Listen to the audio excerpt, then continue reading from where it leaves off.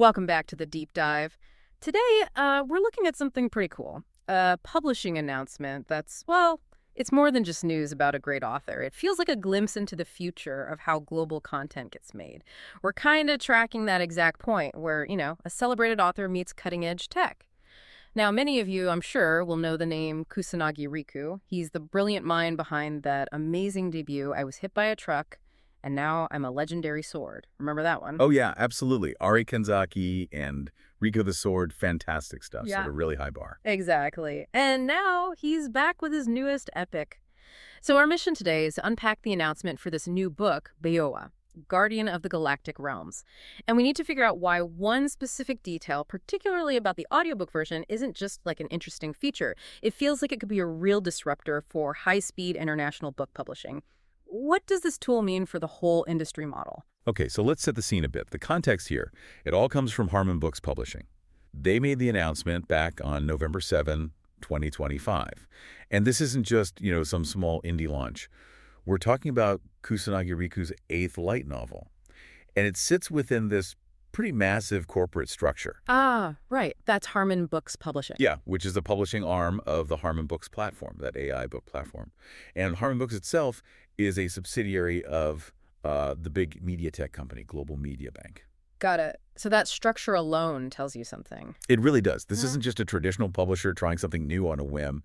You hear Global Media Bank, this is probably part of a highly optimized, tech-driven corporate strategy. That context is absolutely crucial. Yeah, Global Media Bank implies high stakes, big scale, definitely focused on efficient content delivery, though obviously Riku brings the artistic goods too.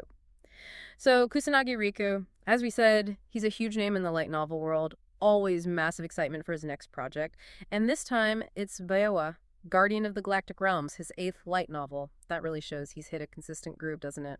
And it looks like their international side is betting big on him. And you can see that intent crystal clear in the release logistics. So Beowa is set for release on June 27, 2026. But the key thing is how it's releasing. Simultaneous release ebook, paperback, and audiobook formats, all hitting the international market together. Wow.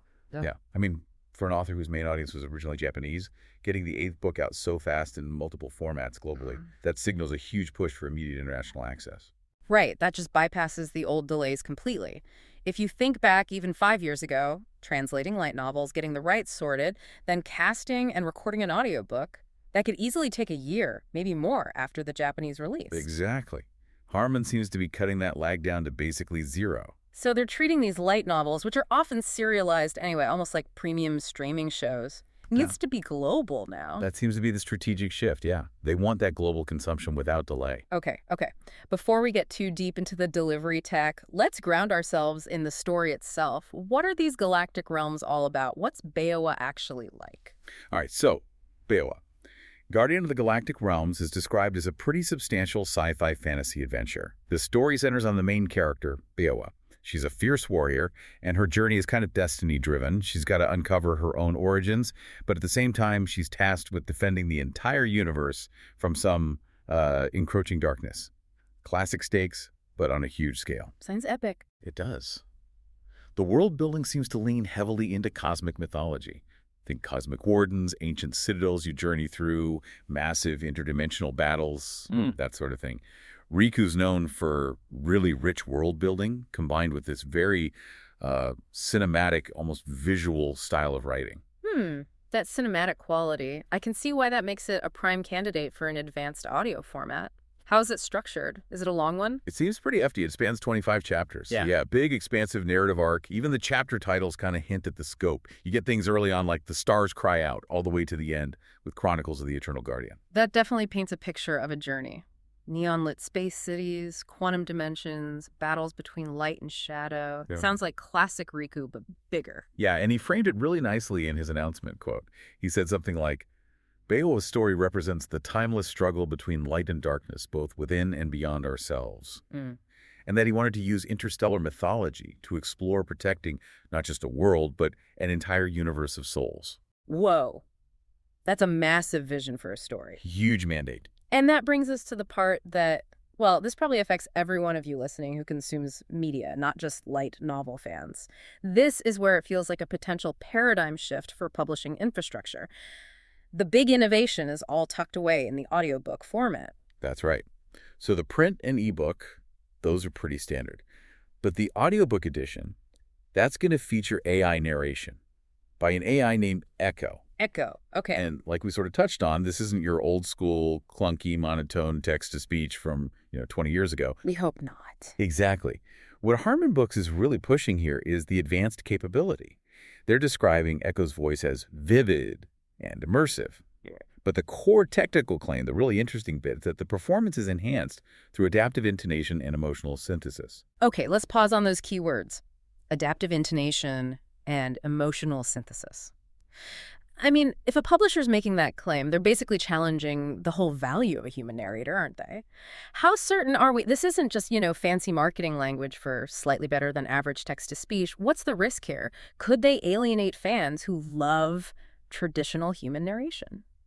That is the crucial question, isn't it? If we take Harmin Books at face value, they're saying Echo can actually adjust its pitch, its pacing, its tone dynamically.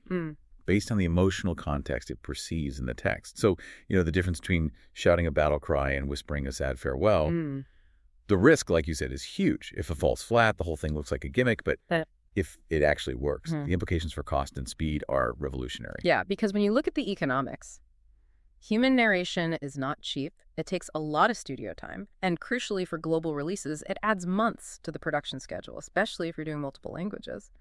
Emotional synthesis that promises to just erase that bottleneck. It really does. And they're marketing the resulting experience cleverly, too. They say it's meant to feel both human and ethereal. Ethereal, okay. Which they position as being perfectly suited to the novel's futuristic, grand-scale tone. And this lets them scale up high-quality audio content incredibly fast. Think about it. You're potentially going from months of production time for an audiobook down to maybe just days, or even hours for the AI to generate it. That completely restructures the global content delivery chain. Wow. It suggests a future where high-quality audiobooks, even for really complex stuff like this sci-fi epic, could be produced almost at the same time as the translation wraps up. Yeah. That's speed. That's the structural innovation that really matters here. It lets Riku's 8th novel hit every major market simultaneously, riding that wave of hype before it cools off. And this is exactly where we loop back to the corporate structure we mentioned earlier, this AI integration.